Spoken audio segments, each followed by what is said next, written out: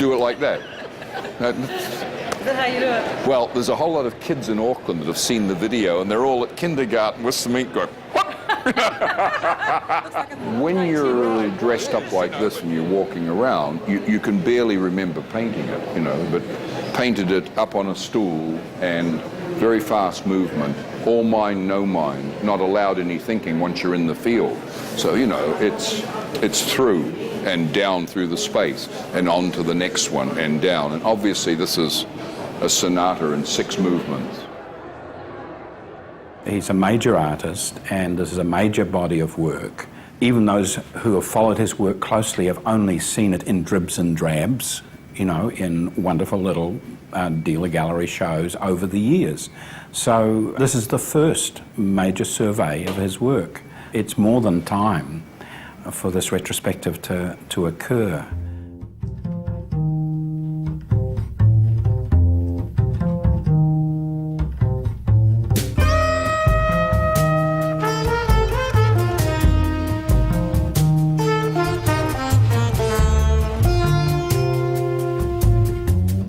My experience is that objects come through the wall from the 4th dimension, and sometimes I manage to glimpse them, and sometimes I manage to catch them before they recede. Most of my painting's done intuitively, painting and drawing, and I am simply told what to do. It's either a voice I can hear, or it's more likely you just look and a thought goes off in your mind and you execute it. And I'm trained not to doubt that. It's a delight to see how mature the work has become. It's just so certain. There's that very fine conceptual line that Max's work walks between this tremendous rigor of practice and intention and the just unabashed celebration of beauty. It's uncompromising, it's tough, it's straight ahead, but it's also got this high and delicate resonance that sort of dances above. It will hit you in the face, it'll hit you in the belly, it'll shout from the corner of the room. It's extrovert in that sense. Because I'm nearly 70, memory is starting to become one of the largest ingredients. Yeah, so, you know, the man dreaming of being a child, and I used to be the child dreaming of being a man. So now a lot of my memories are my growing up in New Zealand.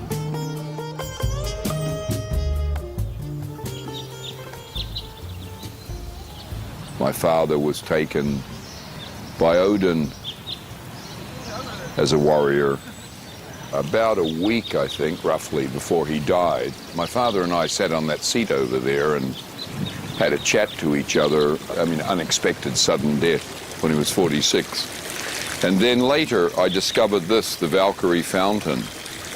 And the Valkyries come to the battlefield and choose the combatants who are to be slain, and after the battle convey the fallen heroes to Odin. So as an artist, I've come to understand that mythology is memory and that honesty is courage and that we're made up of stories. And one of my central stories is my father is a hero, and that my father was doing battle. And I was absolutely stunned when I discovered this fountain and the inscription. And now, of course, we can see, too, the geometry of the fountain. The fountain is some type of quatrefoil.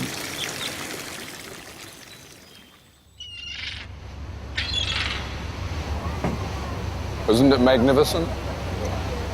Same feelings around the ferry building in downtown Auckland. Just the same feelings.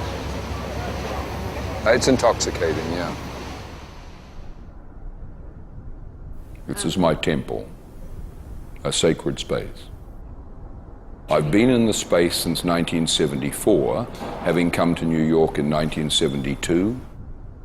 Max has the studio in the front where he has the light. For Max, it's very, very important that his studio be a very serene place, and that it be orderly, that it be quiet, and that it be a space that he can fill in his own way.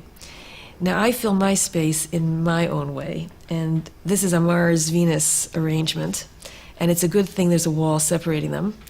And a secret to our long and very happy marriage is that he puts up with my way of dealing with space, which is absolutely antithetical to his. So, it's a main truck route, main archery. This is what we can hear inside my building, the loose pothole. During the 1970s and the early 1980s, the city was really in a desperate state, nearing bankruptcy, and this was actually a center of the drug trade. So the area was depressed, and there could be 40 drug dealers on the corner outside our door. The Bowery is connected to all the bridges and tunnels so that it's a main thoroughfare. There was arson. A friend of one of the artists in the building visited from Europe and was shot in the doorway. It was definitely a bad time. Of course, that was what made the space affordable, and we've always lived in areas that were marginal. The ceiling's curved, and I hadn't done a curvilinear work until I moved in, and I put a quarter circle on the top of a vertical rectangle.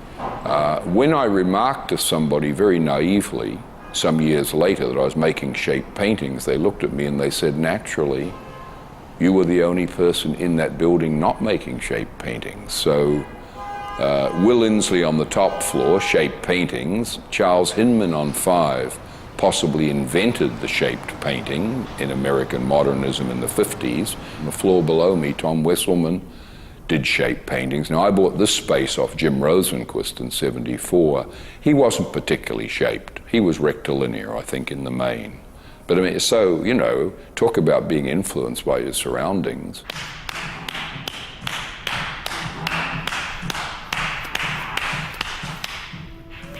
The square painting is so conventional, it seems, as a shape to be without meaning. It just says painting. But a quatrefoil shape is another thing. It makes you think of rosette windows in cathedrals and things like that. And so Max's shapes are to be thought of in this way, as a part of the meaning of the paintings. And Max uses the same shapes over and over again. He uses a greater range of shapes than most painters, but they do become standard shapes on which he paints. And I think of those shapes a bit the way I think about the rhythm section in a jazz group, laying down a steady beat, or the bass, which provides the structure against which the improvisation takes place. So here we have, this is the motif called Enso, E-N-S-O, Enso, from Japanese Zenga. And this is my main motif, paralleling the quatrefoil, and that's the circle. So this, of course, is one of the finest circles. I don't expect ever to have a finer moment, drawing or painting, than I had at that moment. I'm completely and fully satisfied. What is the shape for the audience? This is associative. It'll mean different things to different people.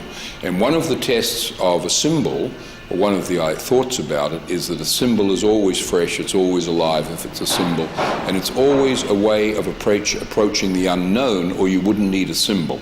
So we can't pin it down and we can't talk too literally about it, but also it's very interesting when we come over here, you three are over there and you've got me next to the painting, so you've set up, you projected an authority, and the artist is not the authority on their work. I mean, I'm supposed to know something about it because I helped create it, but I'm just one of the factors. But in the Dharma wheel, or in the circle, or in the great